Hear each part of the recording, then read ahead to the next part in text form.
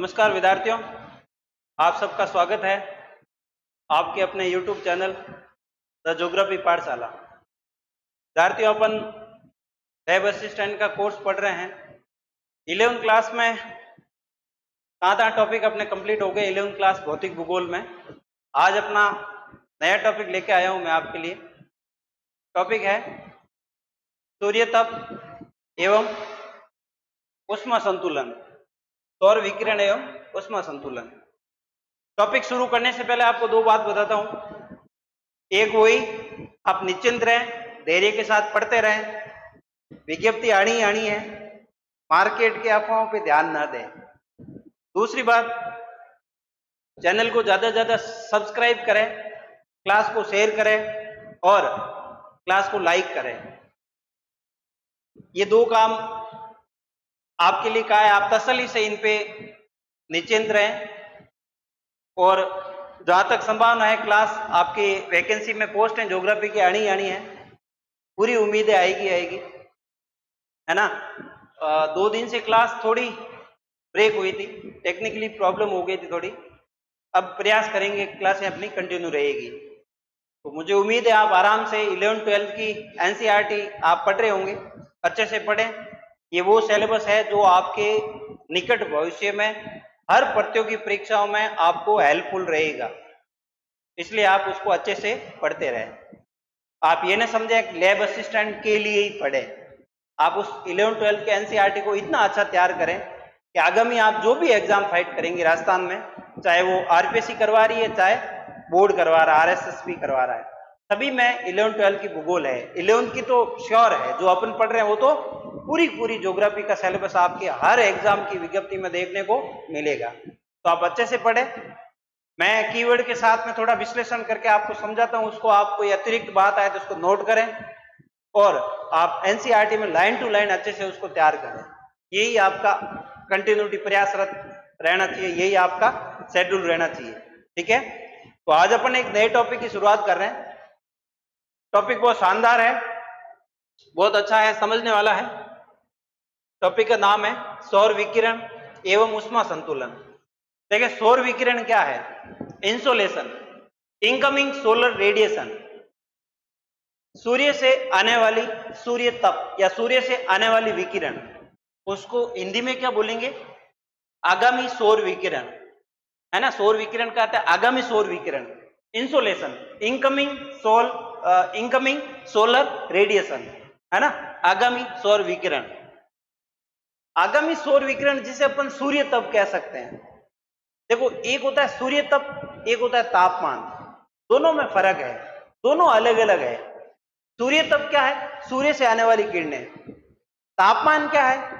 जैसे मान लो सूर्य से आने वाली किरणें हैं और वो मेरे हाथ में ये मार्कर है, सूर्य से आने वाली ये जो इंसुलेशन है, सौर विकिरण किरणें, ये जो सौर विकिरण है, आगामी सौर विकिरण, ये इस मार्कर के ऊपर आके टकराई, तो इस मार्कर ने उसको कितना ग्रहण किया, ग्रहण करते ही इसमें ऊष्मा उत्पन्न हो जाएगी। तो ये क्या होगा? गर्म होगा, इसमें एक एनर्जी आएगी। वो क्या है? तापमान है। वो क्या है? तापमान है। वापस बता रहा हूं, इनकमिंग सोलर रेडिएशन, आगामी सौर विकिरण और तापमान दोनों अलग अलग है। आगामी सौर विकिरण किसी भी वस्तु या स्थान पर गिरेगी तो वो वस्तु क्या होगी? गर्म होगी, उसमें ऊर्जा उत्पन्न होगी, उसमें ऊष्मा आएगी। तो जो ऊर्जा उसमें आ रही है, तो वस्तु जो गर्म हो रही है उसे अपन कहेंगे तापमान, ठीक है। तो ध्यान रखना, सूर्य तप या इंसोलेशन और टेम्परेचर, इंसोलेशन और टेम्परेचर दोनों अलग अलग है। सौर विकिरण क्या है? आगामी सौर विकिरण यह लघु तरंग दैर्ध्य के रूप में धरातल पर पहुंचती है। लघु तरंग दैर्ध्य जो इस वे में चलती है, इस वे में, ठीक है, तरंग दैर्ध्य इस वे में, और जो पृथ्वी से वापस जाती पार्थिव विकिरण वो दीर्घ तरंग वे में पहुंचती, इस वे में। दीर्घ तरंग दैर्ध्य बड़ा होता है और सूर्य से आने वाली का लघु होता है, ठीक है। सूर्य से किरणें आती है उसका तो लघु तरंग दैर्ध्य होता है, यहाँ लिखा हुआ है। सौर विकिरण जो आती है वो लघु तरंग दैर्ध्य के रूप में धरातल पर पहुंचती है। धरातल से जो वापस जाती है उसे अपन पार्थिव विकिरण कहते हैं, वो दीर्घ तरंग वेव के रूप में जाती है ना। ये इस वे में, यूं दीर्घ वेव में, और ये सूर्य से आने वाली लघु वेव में, ठीक है। फिर सूर्य तप को पायरो हेलियोमीटर में मापा जाता है। सूर्य तप का मापन किसमें किया जाता है? पाइरोहेलियोमीटर में। ये अभी कोई एग्जाम में आया था, आप ध्यान रखना। सूर्य तप का मापन, इंसोलेशन जो है, इनकमिंग सोलर रेडिएशन, इसका मापन किसमें किया जाएगा? पाइरोहेलियोमीटर में। ठीक है। नेक्स्ट, धरातल पर सूर्य तप है या इंसोलेशन है वो 8 मिनट और 20 सेकंड में पहुंचता है। ये आरबीएससी के अंदर लिखा हुआ दोनों बातें मैंने आपके साइड में नोट कर ली यहाँ पे। ठीक है। फिर पृथ्वी पर औसत रूप में ऊपरी सतह पर, पृथ्वी के ऊपर औसत रूप में ऊपरी सतह पर किसी स्थान पर 1.94 कैलोरी प्रति वर्ग प्रति सेंटीमीटर प्रति मिनट जो प्राप्त होता है उसे सौर स्थिरांक कहा जाता है। वापस देखिएगा, सौर स्थिरांक किसे कहते हैं? धरातल पर औसत रूप में ऊपरी सतह पर, किसी भी स्थान पर ऊपरी सतह पर जो इनकमिंग सोलर रेडिएशन आ रही है वो 1.9 कैलोरी प्रति वर्ग सेंटीमीटर प्रति मिनट जो प्राप्त होती है उसे सौर स्थिरांक कहते हैं। ठीक है भाई, आई बात समझ में? सौर स्थिरांक की मात्रा क्या है? 1.9 कैलोरी, है ना, प्रति वर्ग प्रति सेंटीमीटर प्रति सेकंड जो मात्रा प्राप्त होती है वो सौर स्थिरांक है। और कितनी प्राप्त होती है? 1.94 कैलोरी। ठीक है। अब सौर स्थिरांक को प्रभावित करने वाले कारक या इंसोलेशन को प्रभावित करने वाले कारक, तो कारक को लिखा मैंने यहाँ पे, आप इसको थोड़ा सा देखिए आराम से, एक एक को मैं समझा देता हूं आराम से, अपन देखते हैं इनको। सबसे पहला है पृथ्वी का अपने अक्ष पर घूमना। देखें, पृथ्वी दो तरह का घूर्णन करती है, अक्ष और एक तो अपने कक्षा तल पर और एक अपने अक्ष पर। अक्ष पर घूमती है 24 घंटे में, जिसे दिन रात का बनना होता है। कक्षा तल पे घूमती है 365 दिन में, एक चक्कर पूरा करती है सूर्य के चारों ओर, जिसे ऋतुएं बनती है। ठीक है। तो पृथ्वी के अपने अक्ष पर घूमती है, पृथ्वी अपने जगह पर ही घूमती है, जो 24 घंटे में एक चक्कर पूरा करती है, उससे आपका है वो सूर्य तप है वो प्रभावित होता है। जो भाग सूर्य के सामने रहता है वहां पे सूर्य तप ज्यादा, और जो भाग सूर्य तप अर्थात जो पृथ्वी का वो भाग जो सूर्य के सामने रहता है वहां सूर्य तप ज्यादा, और वो भाग पृथ्वी का जो सूर्य के सामने नहीं रहता है वहां सूर्य तप बिल्कुल ही नहीं आता है। तो पृथ्वी के अपने अक्ष पर घूमने से इंसोलेशन की मात्रा में परिवर्तन होता है। ठीक है। आप समझ सकते हैं सौर स्थिरांक या इंसोलेशन या सूर्य तप की मात्रा में भिन्नता किन किन कारकों से होती है। बहुत इंपोर्टेंट कारक है, आप अच्छे से इनको याद करना। पहला कारक हो गया सूर्य का अपने पृथ्वी का अपने अक्ष पर घूमना, और अक्ष पर कितने घंटे में चक्कर पूरा करती है? 24 घंटे में। तो जो भाग पृथ्वी का सूर्य के सामने वहां इंसोलेशन ज्यादा, जो भाग सामने नहीं वहां इंसोलेशन नहीं मिलता है। पहला कारक। दूसरा कारक, सूर्य की किरणों का नति कोण। विद्यार्थियों, जिस जगह पे सूर्य की किरणें लंबवत होती है वहां नति कोण ज्यादा होता है। और फिर सबसे ज्यादा सूर्य की किरणों का नति कोण होता है 0 डिग्री पर, है ना। फिर 0 डिग्री से 90 डिग्री की ओर ज्यों-ज्यों जाते हैं सूर्य की किरणों का नति कोण में क्या आती जाती है? कमी, है ना, उसमें तिरछापन आता जाता है। तो तिरछापन आएगा सूर्य की किरणों में, तो उसको बहुत अधिक दूरी तय करनी पड़ेगी, जिससे इंसोलेशन की मात्रा कम जाएगी। इसीलिए 0 डिग्री पर इंसोलेशन अधिक आता है, ध्रुवों पे कम। सामान्य वे में इंसोलेशन की मात्रा हालांकि 0 डिग्री पे बादलों की उपस्थिति के कारण उतना नहीं आता है जितना आपके शीतोष्ण कटिबंधीय भाग में आता है। फिर भी आप यूं समझ सकते हो 0 डिग्री पे सूर्य की नति कोण सर्वाधिक, और ध्रुवों की ओर जाने पे नति के कोण में क्या आती है? कमी आती है। तो नति के कोण 0 डिग्री, या यूं समझ सकते हो विषुवत रेखा से ध्रुवों की ओर जाने पर नति के कोण में, सूर्य के नति कोण में कमी आती है, अर्थात 0 डिग्री से ध्रुवों की ओर जाने पर इंसोलेशन की मात्रा में कमी आती है। ध्रुवों पे इंसोलेशन की मात्रा कम प्राप्त होती है क्योंकि उनको बहुत अधिक दूरी तय करके जाना पड़ता है, और 0 डिग्री पे अधिक। ठीक है। तो सूर्य की किरणों का नति कोण ध्रुवों की ओर कम होता है, जिससे ध्रुवों की ओर इंसोलेशन की मात्रा घटती है। दूसरा कारक। तीसरा कारक, दिन की अवधि। दिन की अवधि, जैसे ग्रीष्म ऋतु में दिन क्या होते हैं? बड़े होते हैं। दिन बड़े होंगे तो इंसोलेशन की मात्रा भी विद्यार्थियों क्या आएगी? अधिक आएगी। और दिन अगर छोटा है तो इंसोलेशन की मात्रा भी क्या होगी? कम आएगी। ठीक है। तो दिन की अवधि भी आप समझ गए होंगे, दिन बड़ा इंसोलेशन की मात्रा अधिक, दिन छोटा इंसोलेशन की मात्रा कम। जैसे शीत ऋतु में आपने देखा होगा इंसोलेशन की मात्रा है वो कम प्राप्त होती है। फिर नेक्स्ट है वायुमंडल की पारदर्शिता। 0 डिग्री पर आपने नाम सुना होगा संवहनीय वर्षा होती है। रोज के रोज सूर्य तप की अधिक मात्रा के कारण संवहन के माध्यम से बादल बनते हैं, और बादल बनते रोज 2 से 4 बजे के बीच 0 डिग्री पर विषुवत रेखा पर वर्षा होती है, जिसे संवहनीय वर्षा कहते हैं। इन बादलों की उपस्थिति के कारण 0 डिग्री पर जो सूर्य और पृथ्वी के बीच का वायुमंडल है वो स्वच्छ नहीं होता है, बीच में बादल आ जाते हैं। बादल आ जाते हैं तो इंसुलेशन के बीच में बाधा बन जाते हैं, तो बाधा बनेंगे तो इंसुलेशन 0 डिग्री पे कम आएगा। ठीक उसी तरह शीतोष्ण कटिबंध पे जाओगे अगर आप, है ना, शीतोष्ण कटिबंध, और ये आप अगर नहीं देखे हैं तो मैं यहाँ पे थोड़ा सा इसको समझा देता हूं। ये है 0 डिग्री विषुवत रेखा, है ना, और इनके बीच का ये भाग जो है, ये वाला भाग मैं आपको बता दूं, ये कर्क और मकर के बीच का भाग, ये वाला भाग, इस भाग को कहते हैं उष्ण कटिबंध। इस भाग को क्या बोलेंगे? उष्ण कटिबंध। साल भर सूर्य रहता है, ये भाग गर्म रहता है कर्क और मकर के बीच का, तो ये इसे बोलेंगे अपन उष्ण कटिबंध। अब 23.5 से 66.5 दोनों साइड में, है ना, ये कहलाता है शीतोष्ण कटिबंध। ये क्या कहलाता है? शीतोष्ण कटिबंध। ये भी शीतोष्ण कटिबंध। हालांकि ये ताप वाले, आगे अपन तापमान वाले कंसेप्ट में इसको अच्छे से देखेंगे, और ये हो जाएगा आपका शीत कटिबंध। कटिबंध किसे कहते हैं? 2 अक्षांशों के बीच के भाग को कटिबंध कहते हैं। ये क्या है? शीत कटिबंध। ये शीतोष्ण कटिबंध, ये उष्ण कटिबंध। उष्ण कटिबंध में क्या है? यहाँ पे वर्ष भर रोज 0 डिग्री पे स्पेशली रोज के रोज बादल बनते हैं, रोज वर्षा होती है, इसलिए यहाँ पारदर्शिता कम होती है वायुमंडल में, है ना। और इसके बजाय अगर आप यहाँ देखोगे शीतोष्ण वाले भाग में, इस भाग में, शीतोष्ण कटिबंध वाले भाग में, तो यहाँ वायुमंडल स्वच्छ रहता है। वायुमंडल क्या रहता है? यहाँ पे स्वच्छ रहता है। वायुमंडल स्वच्छ रहता है तो यहाँ पे सूर्य तप की मात्रा क्या होती है? अधिक होती है। वायुमंडल की पारदर्शिता के कारण इंसुलेशन की मात्रा शीतोष्ण कटिबंधी भागों में अधिक मिलती है। कहां पे अधिक मिलती है?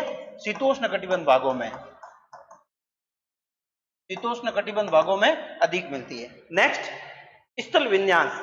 किसी स्थान पे स्थल विन्यास का अर्थ, स्थल का स्वरूप कैसा है?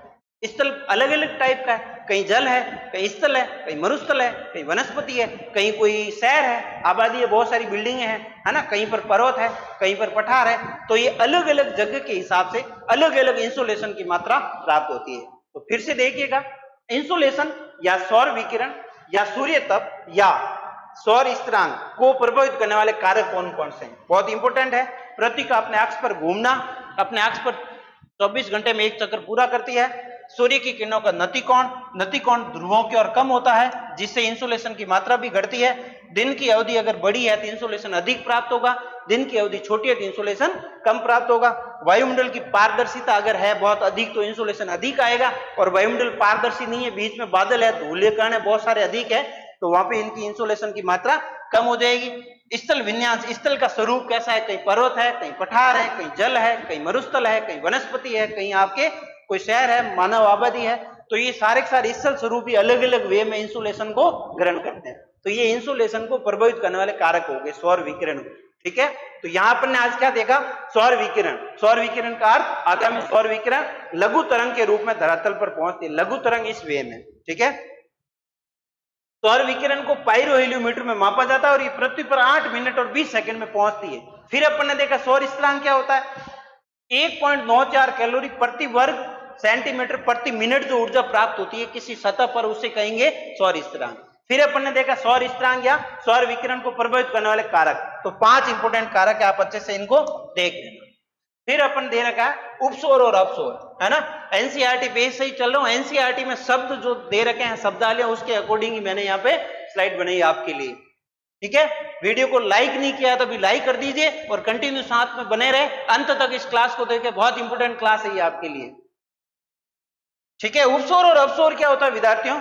सूर्य, देखो सूर्य के चारों ओर पृथ्वी क्या करती है? 365 दिन में एक चक्कर पूरा करती है। 365 दिन में, जिसे अपन एक सौर वर्ष कहते हैं। एक सौर वर्ष, है ना।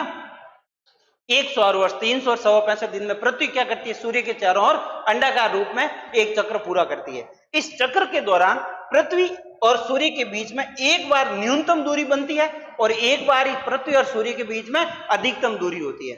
तो पृथ्वी जब सूर्य के चारों ओर चक्कर लगाती है, तब पृथ्वी और सूर्य के बीच में जो न्यूनतम दूरी बनती है उसे बोला जाता है उपसौर, और पृथ्वी और सूर्य के बीच में जो अधिकतम दूरी बनती है उसे बोला जाएगा अपसौर।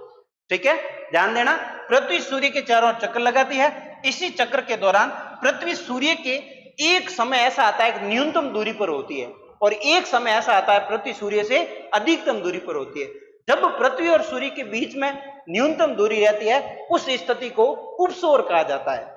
दूसरी बात, जब पृथ्वी और सूर्य के बीच में अधिकतम दूरी रहती है उस स्थिति को अपसौर कहा जाता है। ठीक है, तो उपसौर न्यूनतम दूरी और अपसौर अधिकतम दूरी। ठीक है, ये बनते कब है, दूरी कितनी होती है, देखो उपसौर के समय 14.7 करोड़ किलोमीटर की दूरी है ना, और अपसौर के समय 15.20 करोड़ किलोमीटर की दूरी।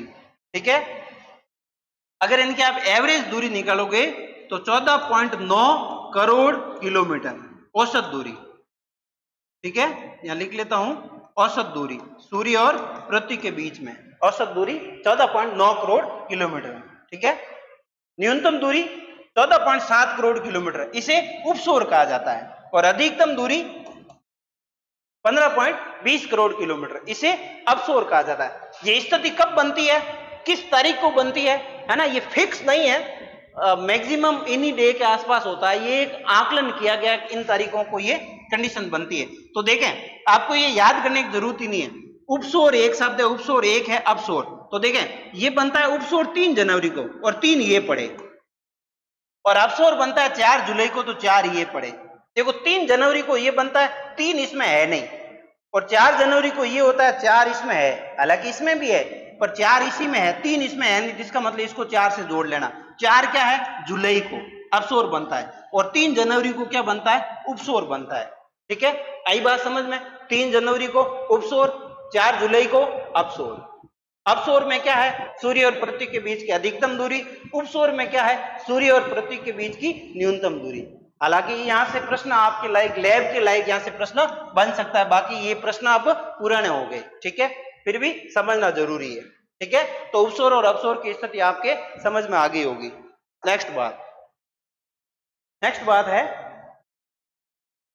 सूर्य तप का स्थानिक वितरण। सूर्य तप इंसोलेशन का स्थानिक वितरण दे रखा है, किस स्थान पे कितना आता है।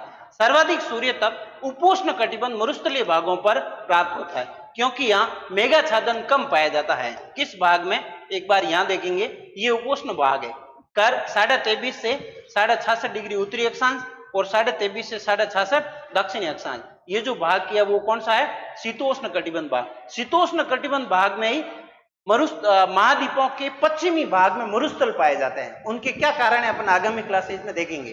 तो शीतोष्ण कटिबंध में मरुस्थलीय भागों में सर्वाधिक सूर्य तप की मात्रा पाई जाती है। ठीक है, देखें वापस, सर्वाधिक सूर्य तप उपोष्ण या शीतोष्ण कटिबंध मरुस्थलीय भागों में पाई जाती है। उपोष्ण और शीतोष्ण में हल्का सा अंतर है, उपोष्ण है ये क्या है, उपोष्ण का है, गुण संधि है। अभी देखेंगे शब्दों को जब सूर्य तप, इससे ठीक अगले वाली क्लास में पढ़ेंगे। देखें, एक शब्द है उपोष्ण और एक शब्द है शीतोष्ण। ठीक है, तो यहां इसको अगर चित्र में आप देखोगे तो ये उष्ण है, ये कौन सा भाग है, उष्ण है। उष्ण के पास ही, चलो मैं नई स्लाइड ले लेता हूं आपके लिए, ये जैसे मान लो ये भाग है कोई, है ना, ये क्या है, पृथ्वी है। इस पृथ्वी में ये 0 डिग्री है, ये कर्क है, ये आर्कटिक है, और ये ध्रुव आ जाएगा, और ये आ गई आपकी मकर, ये आ गई अंटार्कटिक, और ये हो गई 90 डिग्री दक्षिणी ध्रुव, ये हो गई 90 डिग्री उत्तरी ध्रुव। तो अब देखें, ये कर्क और मकर के बीच का जो ये भाग है, ये वाला भाग, इस भाग को बोला जाएगा उष्ण कटिबंध, क्योंकि यहां सूर्य वर्ष भर सीधा चमकता है, ऊपर या नीचे। कर्क और मकर के बीच में सूर्य की उपस्थिति साल भर रहती है, इसलिए ये भाग गर्म रहता है, इसलिए इसे उष्ण बोल दिया। और दो अक्षांशों के बीच के भाग को क्या बोल दिया, कटिबंध। ये क्या कहलाया, उष्ण कटिबंध। फिर देखें, कर्क के बाद 66.5 डिग्री उत्तरी अक्षांश से आर्कटिक वाला भाग है, इस भाग को बोला जाता है शीतोष्ण कटिबंध। और आर्कटिक से ध्रुव तक ये भाग बोला जाता है शीत। तो शीत और उष्ण के बीच का भाग शीतोष्ण बना।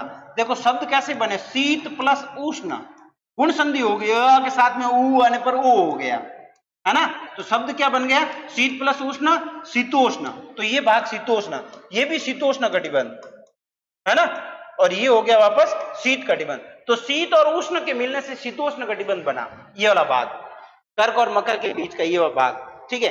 तो अब उपोष्ण क्या है, एक शब्द और आता है, उप प्लस उष्ण, क्या हो जाएगा, उपोष्ण। उप प्लस उष्ण क्या हो गया, उपोष्ण। तो ये उष्ण का उपभाग, ये वाला भाग है ना, ये वाला भाग क्या है, उपोष्ण वाला भाग है, ये वाला भाग उष्ण का उपभाग उपोष्ण, ठीक है। जैसे भारत में उपोष्ण कटिबंधीय जलवायु पाई जाती है। अब उपोष्ण क्या है, न तो उष्ण न शीतोष्ण, दोनों के बीच का भाग। उष्ण का उप है ना, एक होता है प्रधान एक उप प्रधान, एक मुख्यमंत्री एक उप मुख्यमंत्री, अंतर समझते हो, ठीक वैसे उष्ण उपोष्ण, ठीक है। अब मेरे हिसाब से समझ में बात आ गई होगी, ठीक है। तो यहां पे ये उपोष्ण वाला भाग है, ये वाला भाग, ये वाला भाग। तो यहां क्या होता है, यहां पे ऊपरी आकाश साफ होता है, तो यहां पे इंसुलेशन की मात्रा क्या होती है, अधिक होती है, ठीक है। अब आप यहां आ जाइए,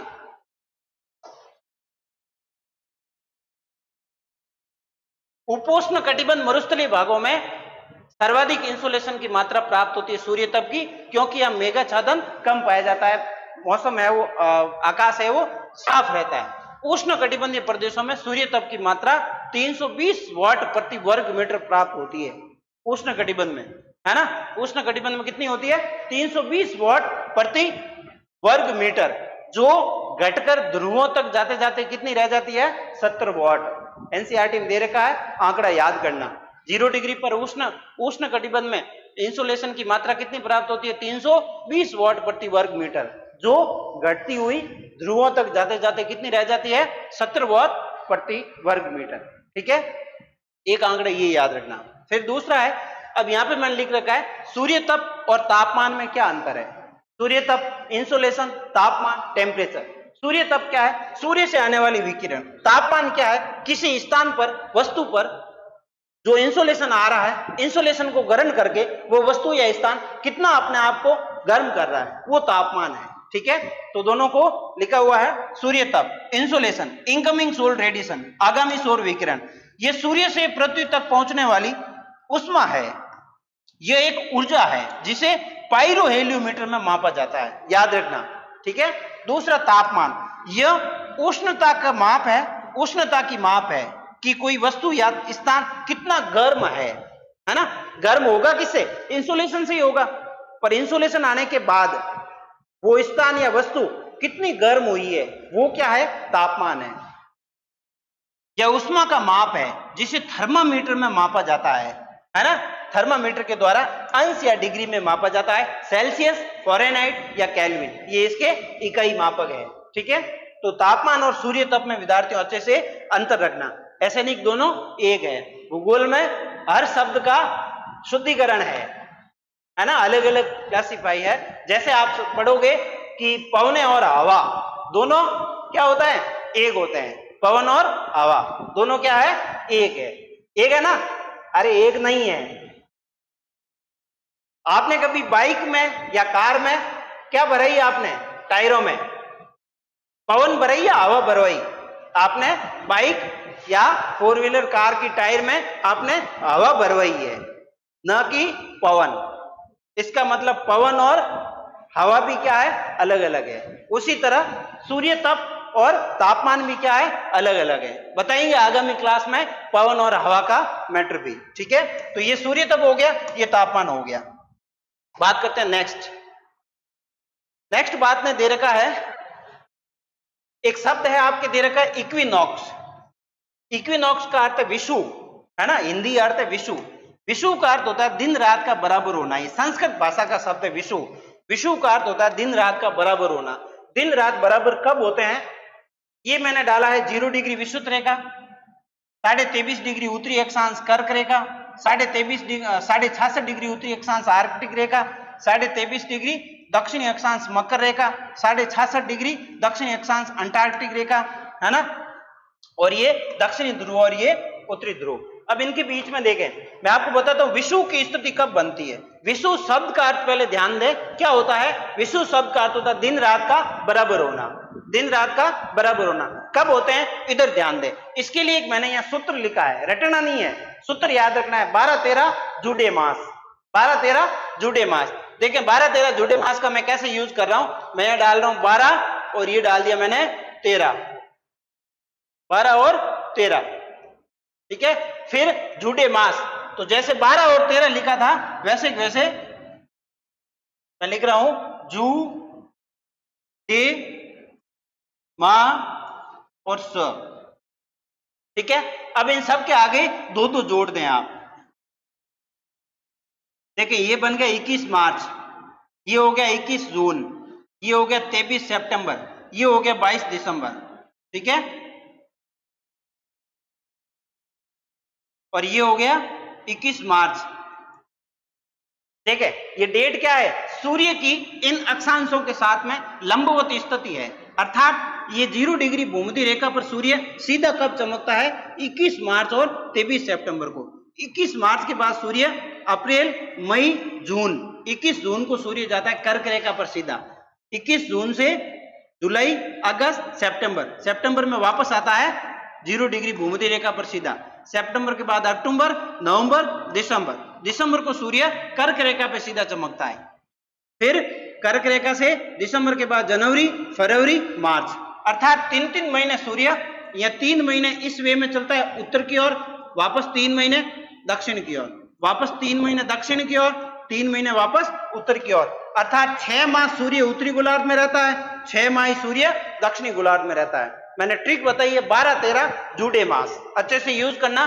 12-13 जुड़े मास, ये डेट बन जाएगी। इन डेटों को सूर्य इन अक्षांशों पे सीधा चमकता है, ठीक है।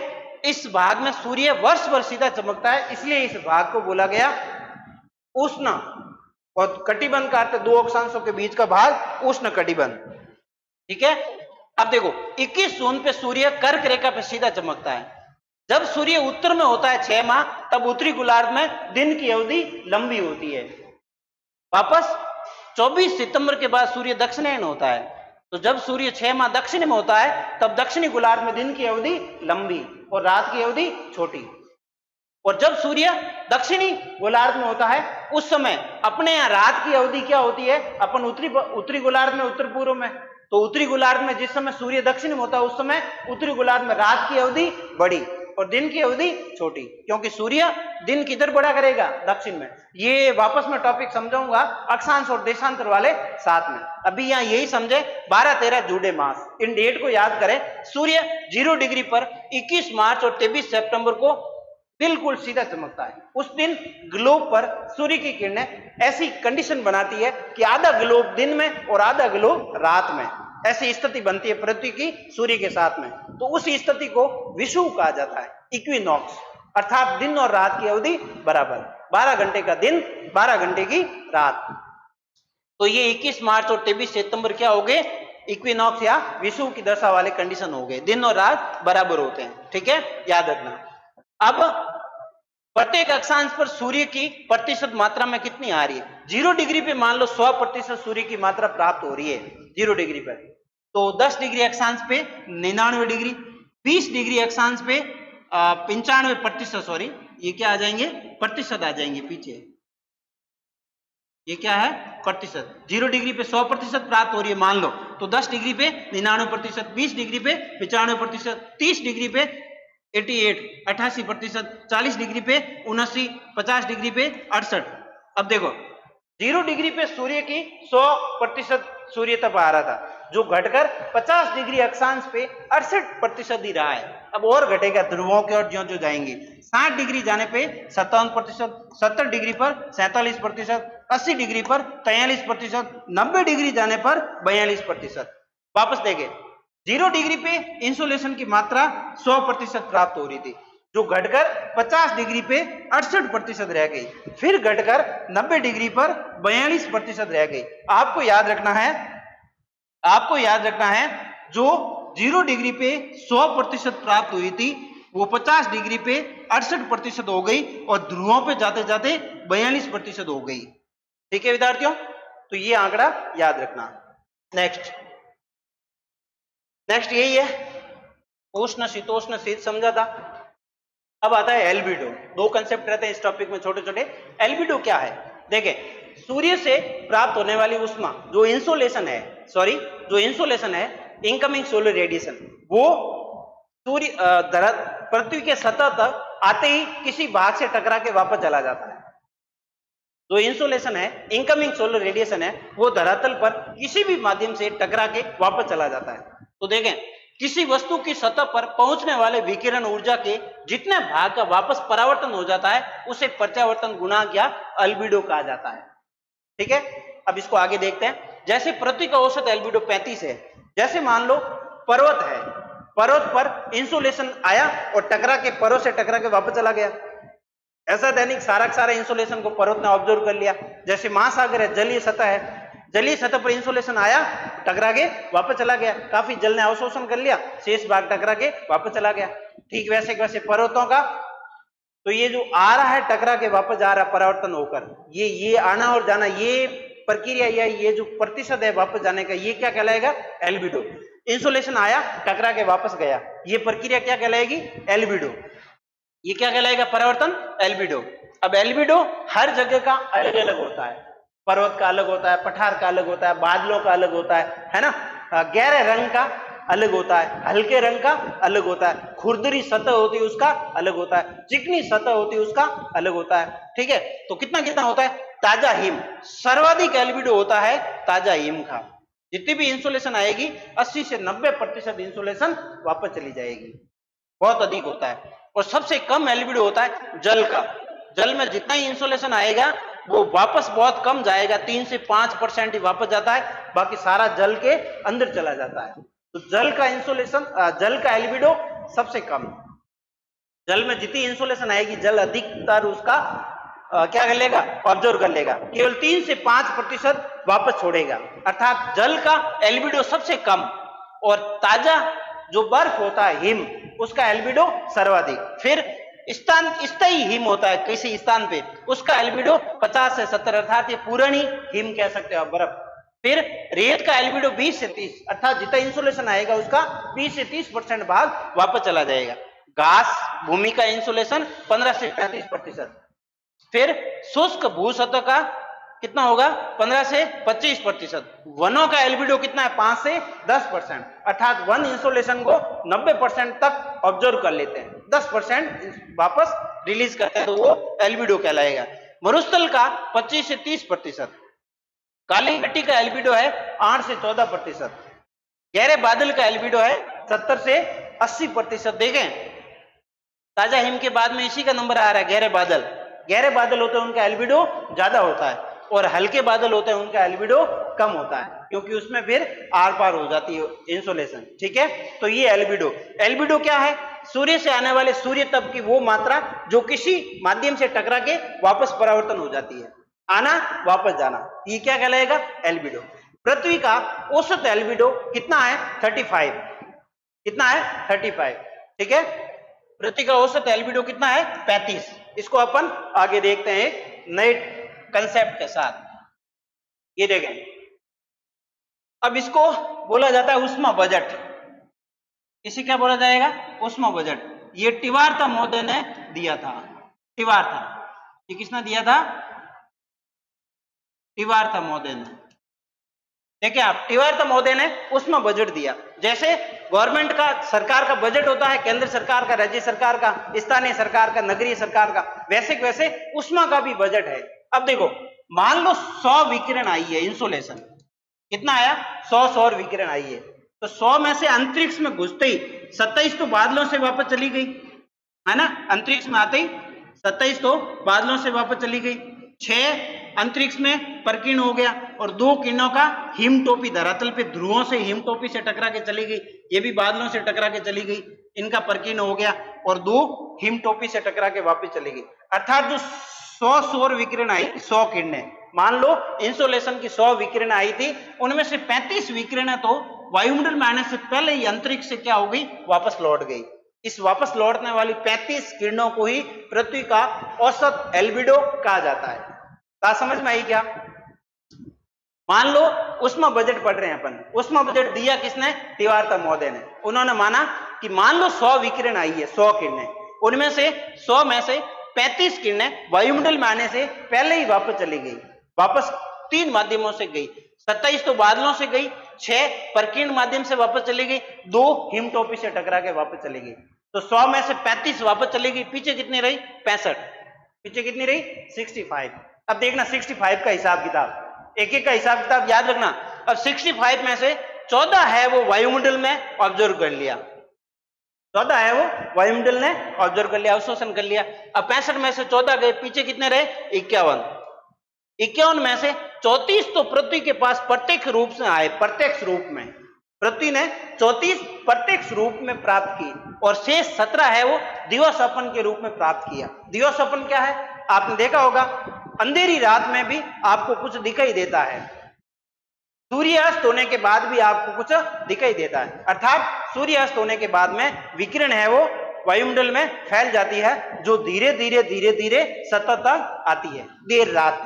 कभी कभार सूर्यास्त होने के बाद, अपन कहते हैं अंधेरा होने के बाद भी आप देख पाते हो, तो वो स्थिति दिवसपन वाली किरणें आपके काम करती है। ठीक है, तो देखें वापस 100 किरणें आई, 35 तो अंतरिक्ष से वापस चली गई, इन 35 को पृथ्वी का एल्बिडो बोला जाता है। 65 रही, 65 में से 14 वायुमंडल ने अवशोषित कर ली, शेष रही 51। 51 में से 34 तो पृथ्वी के पास प्रत्यक्ष रूप से प्राप्त हुई पृथ्वी को, और 17 हुई दिवसपन के रूप में, अर्थात पृथ्वी ने कितनी ग्रहण की? 51। अब देखना, अब ये तो सूर्य से आने वाली है सौर विकिरण, ये तो किसका हो गया? सौर विकिरण का, यहां लिख रहा हूं मैं सौर विकिरण, ये सौर विकिरण। ये है अब पार्थिव विकिरण, ये क्या है? पार्थिव विकिरण, पृथ्वी से छोड़ने वाली उष्मा। सूर्यास्त होने के बाद में पृथ्वी भी क्या करेगी? उष्मा छोड़ेगी। तो ये हो गया पार्थिव विकिरण। अब पृथ्वी के पास में 51 उष्मा थी, 51 में से देखो पृथ्वी ने वापस रिलीज की, 17 तो डायरेक्ट अंतरिक्ष में चली गई, और 6 वायुमंडल में विकिरण हो गया। वायुमंडल में 17 और 6 कितनी हो गई? 23। ध्यान देना, पृथ्वी के पास केवल 51 ही आई है। अपन अब पृथ्वी के 51 के हिसाब रखेंगे, यहां जो ऑब्जर्व किए पृथ्वी ने उसको वापस पृथ्वी छोड़ रही है, तो पृथ्वी छोड़ेगी तो 6 वायुमंडल में विकिरण हो गई, और 6 किरणों का वायुमंडल में विकिरित हो गया, और 17 किरणें डायरेक्ट अंतरिक्ष में चली गई। टोटल कितनी चलेगी पृथ्वी के पास से? 23। उसके बाद 9 किरणें संवन में नष्ट हो गई, यहां संवन के रूप में वायुमंडल में, शेष 19 संघनन की गुप्त उष्मा में खर्च हो गई। तो देखें 6 उधर चली गई और 17 डायरेक्ट अंतरिक्ष में चली गई, 6 का वायुमंडल में विकिरण हो गया, 6 और 17 कितनी हुई? देखें यहाँ 23, और 9 का संबंध हो गया, और 19 की संघनन की गुप्त उष्मा में नष्ट हो गई। 18 और 3 21, असल की 2 और ये 5। बताओ विद्यार्थियों कितनी गई वापस? पृथ्वी ने कितनी छोड़ दी? 51। ये क्या हुआ? पृथ्वी ने 51 ही ग्रहण की थी, 51 के 51 वापस छोड़ दी। पृथ्वी का उष्मा बजट क्या रहा? 0। पृथ्वी के पास में क्या रही उष्मा? 0। इसे शून्य के रूप में माना गया है, पृथ्वी का उष्मा बजट 0। ठीक है, तो पृथ्वी ने जितनी ग्रहण की उतनी वापस छोड़ दी। अब देखें पृथ्वी का उष्मा बजट, अगर आपसे कोई पूछे पृथ्वी का उष्मा बजट कितना होता है, तो आप बताओगे पृथ्वी का उष्मा बजट है 51, है ना? पृथ्वी ने 51 ग्रहण की और 51 ही वापस छोड़ दी, तो पृथ्वी का उष्मा बजट तो कितना हो गया? 51। हालांकि जो मात्रा है वो है 0, पृथ्वी के पास रहने वाली मात्रा कितनी है? 0। 51 ग्रहण की, 51 छोड़ दी, तो पृथ्वी का तो उष्मा बजट कितना हो गया? औसत 51। वायुमंडल का देखो कितना हो गया? 14। ये आने वाली को ग्रहण किया, और ये कितनी हो गई? देखो 6 और 9 25, 25 और 19, 6 और 9 15, 15 और 19 34, ये यहां लिख रहा हूं 34, और इधर की है 14, दोनों को जोड़ोगे तो 34 और 14 हो गए 48, अर्थात वायुमंडल का उष्मा बजट कितना हो गया? 48, और पृथ्वी का कितना हो गया? 51। ठीक है, बात आई होगी समझ में? ये पृथ्वी का उष्मा बजट था। आपके टॉपिक ये कंसेप्ट अच्छे से दे रखा है, तो आप इनको अच्छे से लिख लेना। ठीक है, बुक्स के अंदर दे रखा है, उसको अच्छे से संभाल देना। ठीक है, ओके। यहां तक ही है, देख लिया मैंने। पृथ्वी का उष्मा बजट हो गया 51, वायुमंडल का उष्मा बजट हो गया 48। ठीक है, तो ये इनकमिंग सोलर रेडिएशन है, ये पार्थिव विकिरण है जो पृथ्वी ने रिलीज किया। ये लघु तरंग के रूप में आती है, ये दीर्घ तरंग के रूप में वापस जाती है। ठीक है, अब लास्ट टॉपिक बचा है, एक आपका बचा है उष्मा बजट में भिन्नता। उष्मा बजट में भिन्नता, पृथ्वी के कुछ भाग में विकिरण संतुलन में अधिशेष पाया जाता है, कुछ भाग में विकिरण संतुलन में अधिशेष पाया जाता है, अर्थात बहुत अधिक मात्रा में रुकती है उष्मा, और कुछ भागों में ऊर्जा ऋणात्मक संतुलन पाया जाता है। विकिरण संतुलन अधिशेष का अर्थ है कि उष्मा शेष अधिक रहती है और कुछ में उष्मा ऋणात्मक रूप में रहती है। देखें, ये मैंने डाला है 0 डिग्री अक्षांश, ये 40 डिग्री अक्षांश, ये 90 डिग्री अक्षांश। 0 से 40 डिग्री उत्तर और 40 डिग्री दक्षिण, इस भाग में दो लाइनें खींची है। ये जो लाइन है वो है सौर विकिरण की, और ये जो डॉट डॉट वाली है वो पार्थिव विकिरण की। तो 40 और 40 के बीच में ऊर्जा अतिरेक वाला भाग है, ऊर्जा अतिरेक, अर्थात यहां पे क्या है, उष्मा का अधिशेष अधिक है, उष्मा शेष अधिक रहती है। ठीक है, तो ये तो धनात्मक संतुलन हो गया, या ऊर्जा अधिक रह रही है, उष्मा अधिशेष किसके बीच में, 40 से 40 के बीच में। ये प्रश्न आया हुआ, ध्यान रखना। और फिर 40 से 90 के बीच में उष्मा है वो कम रहती है, वापस जाने वाली अधिक है। ये पार्थिव विकिरण देखो ऊपर है लाइन, तो पार्थिव विकिरण 40 के बाद ध्रुवों के और दोनों साइड में उष्मा अधिक जाती है। अब दोनों ध्रुव में भी अगर पूछे तो दक्षिणी ध्रुव में अधिक जाती है। कहां अधिक जाती है, दक्षिणी ध्रुव में। दक्षिण ध्रुव में क्या होती है, अधिक जाती है। क्यों, क्योंकि दक्षिणी ध्रुव के पास महासागर है, सॉरी महाद्वीप है, क्या है, और महाद्वीप, और महाद्वीप की उपस्थिति के कारण दक्षिणी ध्रुव के पास वाला भाग जल्दी से ठंडा होता है, जल्दी से गर्म होता है। तो अगर आपको पूछे तो दोनों ध्रुवों में से भी किस ध्रुव पे सर्वाधिक उष्मा की मात्रा वापस जाती है, अधिक रिलीज होती है, तो वो आप बताओगे दक्षिण ध्रुव, है ना। सबसे कम उष्मा की मात्रा रहती है दक्षिण ध्रुव पर। वैसे सामान्य रूप में बात करोगे तो 40 से 90 डिग्री के बीच में न्यून उष्मा रहती है, और दोनों में भी अगर तुलनात्मक बात करेंगे तो न्यून उष्मा कहां रहेगी, दक्षिणी ध्रुव पर। क्यों रहेगी, क्योंकि दक्षिण ध्रुव महाद्वीपीय क्षेत्र है, महाद्वीपीयता की स्थिति के कारण उष्मा है वो, महाद्वीप स्थल है वो जल्दी गर्म होता है, जल्दी ठंडा होता है, तुरंत रिलीज कर देता है। ठीक है, और उष्मा अधिक वाला भाग, अधिशेष वाला भाग पूछे तो 40 और 40 डिग्री के बीच का भाग। ठीक है, अभी ये टॉपिक पूरा नहीं हुआ है, तापमान इसमें बाकी है। ठीक है, तो आज मैंने कुछ भाग ही लिए आपके सामने, सौर विकिरण और उष्मा संतुलन। सौर विकिरण किसे कहते हैं, है ना, इनकमिंग सोलर रेडिएशन पाइरोएलियोमीटर में मापा जाता है, इसको प्रभावित करने वाले कारक बहुत इंपॉर्टेंट है।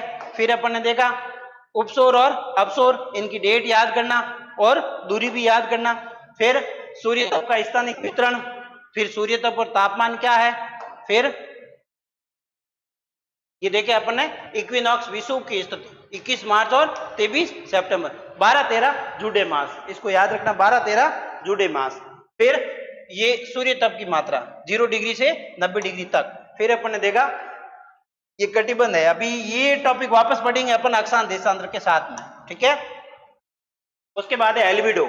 एल्बिडो किसे कहते हैं, इनकमिंग जो भी सोलर रेडिएशन है उसका किसी भी सतह से वापस परावर्तन हो जाना, उसे प्रत्यावर्तन गुणांक एल्बिडो या धवलता कहा जाता है।